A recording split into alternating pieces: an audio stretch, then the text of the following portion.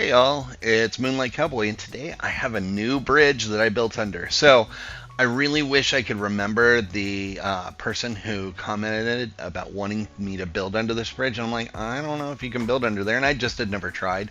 And so I was able to. It was very tricky, so I came out with this tutorial to help anybody looking to build under this bridge. Now I know, as of the release of this, that we just ended, our Fashnacht for this time period, but there's going to be one coming up. They always have multiple in a year, right? So this will give you time to prepare for that next Fashnacht and get a nice under the bridge camp. So with that being said, let's get started. As far as getting close to this thing, this is about where I felt comfortable with it, right about here. I could have probably gotten a touch closer, but I didn't really need to because you can't really build on the other side of the bridge. So my focal point was this main side of the bridge. And as you can see, this is the location of where this camp is going to be at.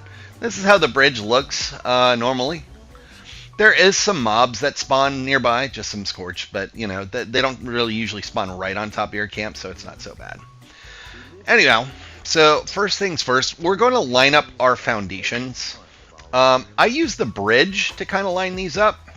As you notice, I'm looking past the bridge to kind of see if the foundation's crooked or not. And I'm just making some micro adjustments to that foundation to get it right. It's pretty easy to do.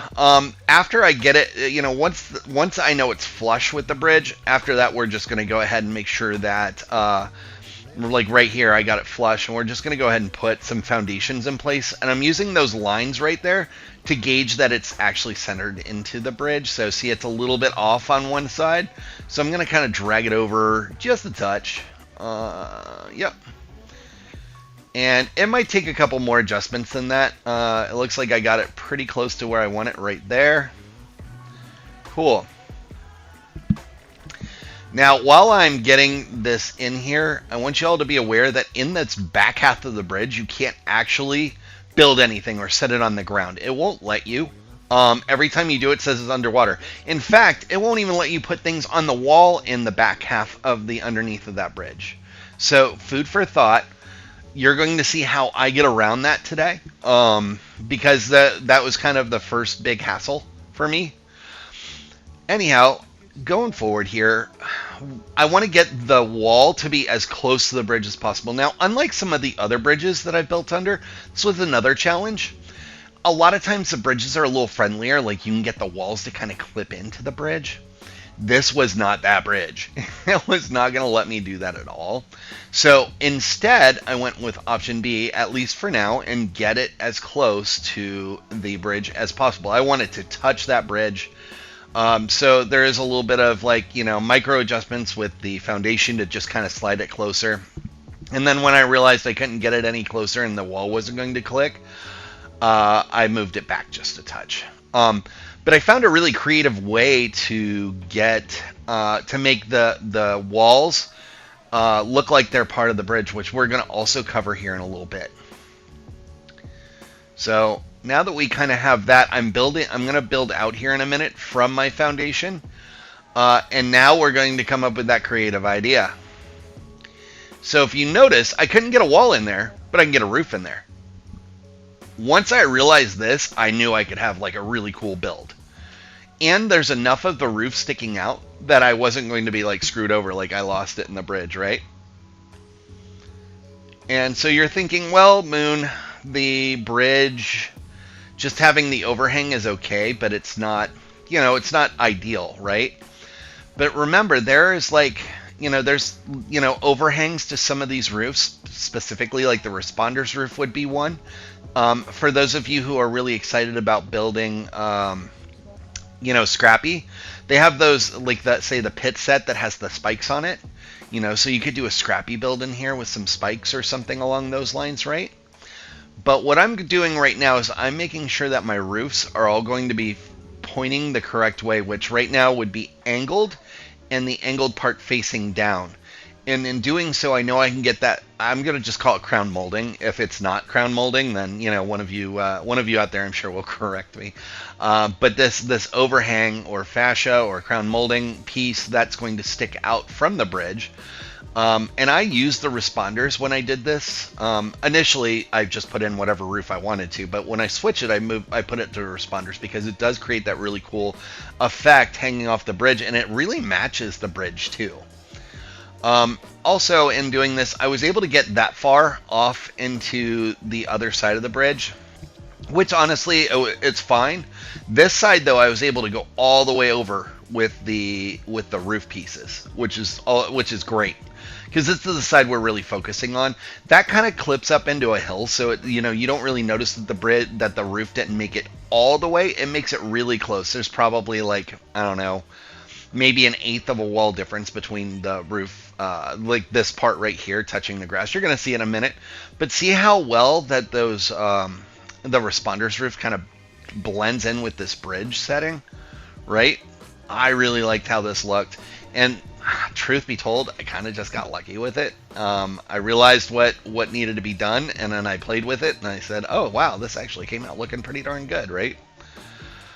Of course, I still got to make sure all my roofs are going in the right place. Now, something else we're going to do here in a little bit too, not right away. Inside, underneath this bridge, when we're working on it, light shines through half of the back half of that bridge. So we actually end up putting roofs through the whole bridge, and I do it blindly, but there's a way you can go in and check to make sure your roofs are in place up there, and you're going to see that towards the end of this video. You can't put the roof pieces in if they have like that front crown molding part. They won't place, but you can then put in just another regular roof and then change it to having that lip on it, right, like right there, right? So now we have an edge that is going to kind of go over those walls a little bit. I think that looks really sharp. Okay, so now I'm just measuring to make sure I can get my walls in, and then also make sure that I'll be able to do a double wall here too shortly. And I'm also going to test this door, because I don't want the door to be dead center of the build. I think it would look better if it was offset. I just want to make sure that I can get through there. And another thing I like to do too, and this is more to give you all options, you may want to come up with a design where you want to go 2 foundations back. You're not going to be able to split the foundations off by half length or quarter length by adding it to the foundation itself, the catwalk. And that's because the water will get in the way. So rather, I used a wall to move those foundations over. Now, I said you couldn't set anything on these foundations back here by the water. It looks like I'm a liar. Truth be told, there are a few things you can. One of the things you can use that for are these walls. The walls would be one, and then there are other common items which you'll see an example of here in a little bit. Like if you have the stumps with the little mushrooms on them, they actually work just as well as putting, like, say, a pressure plate back there. Pressure plates and those stumps can go underwater with no issue. Now, if you notice, I balanced those 2 walls in between, on top of that one foundation, right? To get that back wall in place, because I can't put regular walls in there. It might even go green if I try and put those walls there, but it really won't let me do that. It'll then say it'll be green, but it'll say you can't place it in water. That's like that whole second half of that bridge. So this is the trick to building under there. And for those of you who are good builders, I'm going to tell you this trick, and then you're going to be like, oh, I don't need this tutorial anymore, and that's fine too. But what you're going to do is you're going to build the whole camp outside of underneath the bridge. You're going to basically build this camp like off to the side and then put it into place on the foundations. So this isn't something I've had to cover before in other tutorials. This is a trick that I've used in the past, but I don't use it very often because I don't come across a situation like this all the time.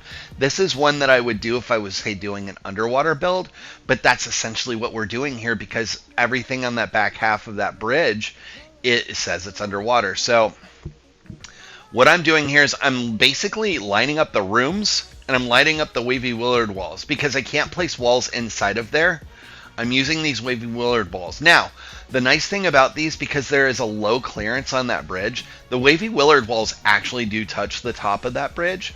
So there's not going to be any light gaps or gaps between the bridge and these walls. And I think that these look just fine for the purpose of a build like this. The next thing I'm doing is I'm measuring out the distance for a door. I am one that on a clean build, I like to have a door for my bathrooms at the very least. I have kind of made workarounds in situations where I absolutely could not, but I almost always try and get a door in there. So I'm dedicated in doing a door for this build. Also, I think it helps with doing this tutorial too, because there's some of you who might want to add a door inside, and it is a little complicated. You will need to have the door blueprint, which you're going to see the door blueprint, but I don't actually demonstrate how to make it. I do have a tutorial that does demonstrate that. I do believe it's the last one I did. It's probably either, I'm thinking it's the one for the camp tricks for beginners. But either way, I'm going to find it. I'm going to leave a link for it in the description. So if you guys have any questions on how to free place doors, that you'll have that information handy. So, as you can see, by the way, I'm doing this, and I'm in the Fashnacht area, so I just failed the quest. I'm in a private server for this, and honestly, I don't hate building in private servers. I enjoy it sometimes when, in situations like this, when Fashnacht is going on. It was really hard for me to find a server, like a public server, where I could build at, because like the camp spot was taken up so many times by people putting their their survival tents. I really didn't see a lot of camps here. I just saw a ton of survival tents. I'm like, oh, God bless it, right? So here, as you see, I'm measuring. I'm like kind of eyeballing this door, and it looks like it's going to be about the right distance for what I'm attempting to do. So what I'm doing here is I'm basically eyeballing it, and I'm going to place the door where I think it goes on this alignment. Now, you might have to do this a few times. I kind of got lucky, and I got it mostly right on the first try just by eyeballing it. I'm looking at that line in the foundation to see that it's like when I looked at the wall, it was about 1/4 on one side, 3/4 on another, or 1/3, 2/3. So I'm using that logic, and I figured that I would have to do this a few times. But so you can either replace this door if it doesn't line up with the walls that you want, or alternatively, because we're moving these walls around, you could just change where the wall's at, which we're going to do. Now, I like to use this door, this one right here, just because it goes the other way and allows me to slide things through pretty easily. That said, I also like to use, like, say, the Charleston Fire door, because it goes up and out of the way, too. So, pick a door that doesn't act like a normal door, or it opens differently, so that way you can slide things in here. Otherwise, it's going to be a real pain in the butt to do. But as you see, I'm just basically taking this room that I have in pieces out here, and I'm placing it in, like, the meat and potatoes of it. And I'm just changing the foundation type to kind of match. Alright, so now for the reveal, let's see how close I got with that door. I like to use, when I'm lining up things like this, I like to use the, I think it's called the shelter door. It's the one that goes up, it's the vault door, and it goes up like that. So I can see the lines on the side.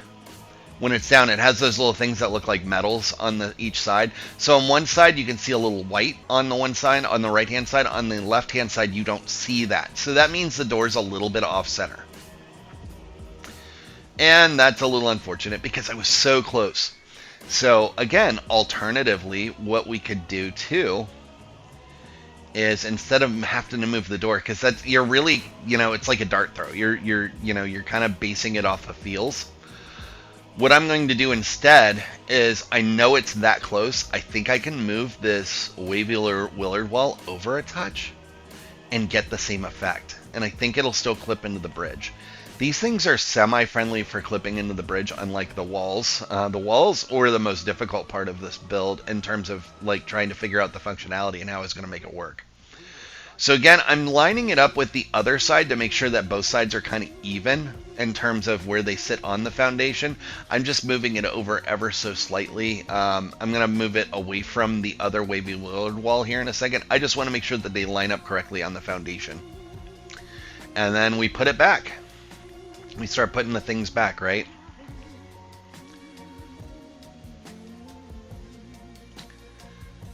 And now we can see if I got it.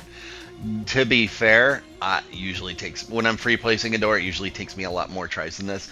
Normally I joke about the editing and like, oh, I have to edit out all the tries. This really did only take me 2 tries because I moved the wavy willard wall, and it's a lot easier to move than free placing that door. Now I went with the BOS Armory door because of the pockets, the pocket part of this, right? But look at this, now I don't have access to it, right? But I discovered something with these wavy willard walls in this door while I was doing this, and that is that you can open and close the door, as you see there, from the side right there. So when I built this camp, I ended up putting like a little star over there as like a button, and it's like a neat feature. Happy accident, as you would call it. But that way I can close my door. So as you see what I'm doing here, and I kind of jumped ahead a little bit because y'all are going to decorate how you want to, and I'm going to show you some decor ideas here in a little bit. But so for the starters, I did the bedroom, and I've got like a little bed, and then as you see over there, I did the bathroom, and I added all my lighting. Again, I'm building the room out before I put it in there because I'm not going to be able to place stuff on the ground in that back half. The front half is a lot friendlier. For that area right there, notice I have my camp device hanging over it, and it's turning red. It's really tricky to place, but you can see that I am able to place it by kind of finagling it. Now, when I was doing this, and one thing I definitely want to mention, as I was placing items and I knew they were going to be close to the edge of the bridge, the underneath of the bridge, I was placing them each item one at a time, and then putting it in, testing it, make sure that I could still fit that thing in there, and then if it didn't work, I would change it up again. On this one side of the bridge, it did let me put some things on the wall there, so that was nice. But on the floor on this side, it wouldn't let me put anything down. On the bedroom side, though, it is not going to let you. Now, one of the fun tricks with these counters, for those of you who have these, is they actually float in place. What I'm doing here is I'm doing a stove merge. It is a very minor touch, but I'm adding eyes to the stove just to make it look a little cleaner, and I added little holiday lights inside of it. But with those, I'm going to merge those into the counters, but then I can remove the foundations, and these things will actually just stay in place because these counters specifically, they float once you place them. They don't have to sit on foundation. You can move the foundations, they'll just stay there. And we're going to have to do that in a little bit because we're going to need to place our walls. Something else I didn't share with you up front was that in order to get as close to the back of that with the wavy willard walls as I could, I moved, if you notice those walls right there are not touching, they're not touching the foundation. So I moved it back too far so I can get more depth with my build. So that's not a big deal because what we're going to do is we're just going to have the foundation snap from underneath them. The walls won't actually be connected to them. But in the meantime, we'll cover that in a minute. Right now, I'm just putting my kitchen together because I know I can do this and it's just going to stay in place and I can just destroy it and remove the foundations and my kitchen's going to stay there. And now I have a cleaner looking kitchen with the stove. And it's got some illumination to it. I'm using the Happy Kwanzaa set right here, and I'm just adding like a veneer to the front of it that kind of looks like drawers. It's one of like my tricks that I love to use a lot on these cleaner builds, right? And yeah, that looks pretty good. We can remove those. And our kitchen's like mostly done. I'm just going to add like some of these little lights that create drawer things. Again, I told you I was going to talk about some of the decor that I do. This is a great example of a build because there are some limitations to what you can do under here because of the small space and the fact that half of the build is technically underwater even though it's not. And I like to use those. I guess that's the equal sign because you technically get 2 lights for the price of 1. And as you see, I'm destroying them because I'm going to need to pull that wall back out here in a little bit. All right, so again, moving some things out of the way because we're going to need to double wall here. I want to start working on those, so I need to get those other things out of the way. So now, because it's a doorway, I can connect the floor to it, the foundation, without having to worry about it getting stuck to the wall. And again, I'm using that camp device in places where the foundations won't go. As long as the foundation will snap, even if it turns red, there's like a 90% chance you can use this trick to make the foundation go into place. You just might have to move around your camera a little bit, like that. See, it turned green finally, and then I was able to place it. So from here, I'm turning these over to the red barn walls so I can double wall all of this. Sometimes as you see it, it's like it's not playing nice. It stayed red. You kind of have to move it around a little bit. Again, as long as you were able to place that wall the first time and you knew you could get it in there, you will be able to get it again. It just might take a little bit of finagling. But we got our first set of walls there. Something else that I end up doing too is I end up using half walls here for the inside and out because I like the glass. I do. But I don't like it for this build. I think it makes it too open, and because you have such limited frontage space, I think it takes away from it. The other thing you want to do too is while you have foundations connected, connect your front door. Because it'll be a pain in the butt to do later, possibly. You might get yourself in a spot where your foundations might have changed height slightly because of the way you put them in. So just food for thought, put in your door while you still have time. And then you can always put your foundations back like I'm about to do right now. But you see that difference between the spacing on the foundations? Now they're connected back to the back side of the floors, the other foundations I had. You don't technically have to do that. You didn't have to bring the wall, the wavy willowed wall so far back like I did. I just chose to do that because I wanted just that much more space and make it flush on the back side. So the next thing we're going to do some playing underground because I want to make sure that I have walls going all the way around. And there's some fun things we can learn about being underground here in a minute with this bridge specifically. The cool thing about being underground is that you do have this water table here, so when you drop down, you don't have to worry about falling to your death. Unless you swim out of the water, there is a spot where you can do that. So what I'm doing here is I'm adding more foundations, and they are a little tricky. I just kind of hold spin until I get one in place, like so. I want to get one there too, because again, I guess I didn't have to double wall this part because nobody would see it, but I'm that much of an OCD person that I was like, maybe if somebody changed their angle just right, they would see that this one side didn't have a wallpaper on it. And you know, I don't know. I have problems, and I apologize. So we got our double walls in. I'm going to go ahead and change those into regular walls for now and wallpaper them just to make sure that everything looks kosher.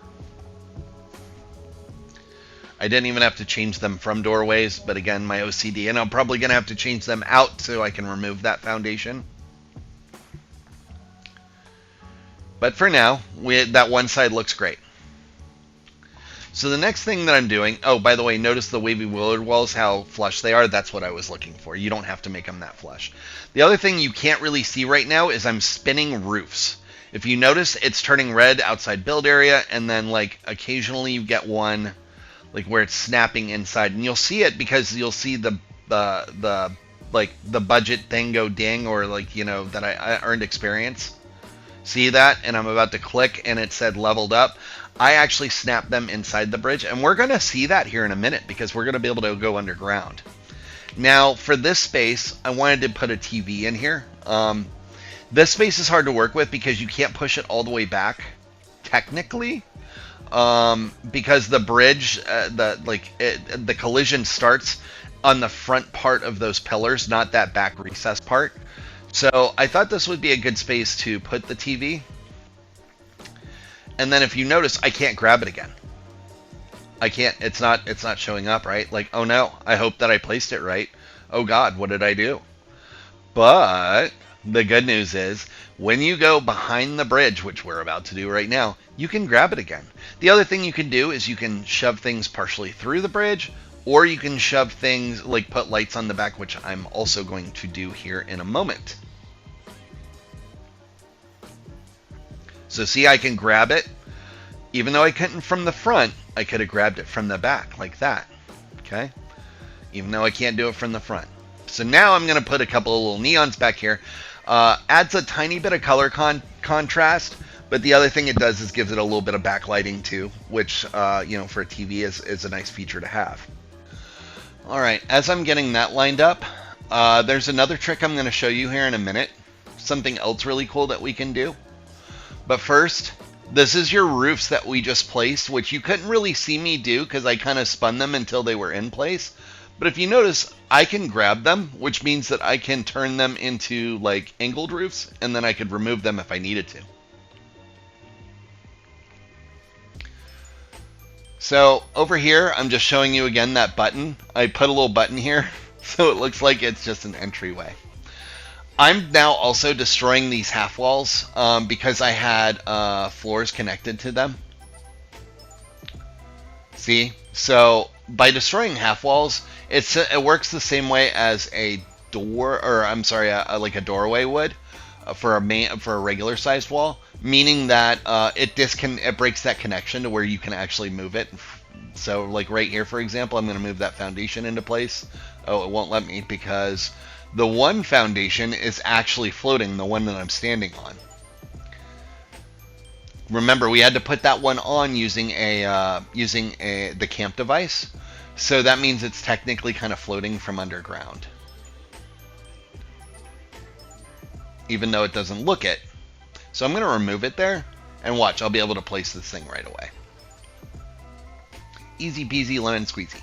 And then I just use my camp device to put that pain in the butt one that wouldn't go in otherwise. Again, you're going to see here, even though it turns red at first, don't give up.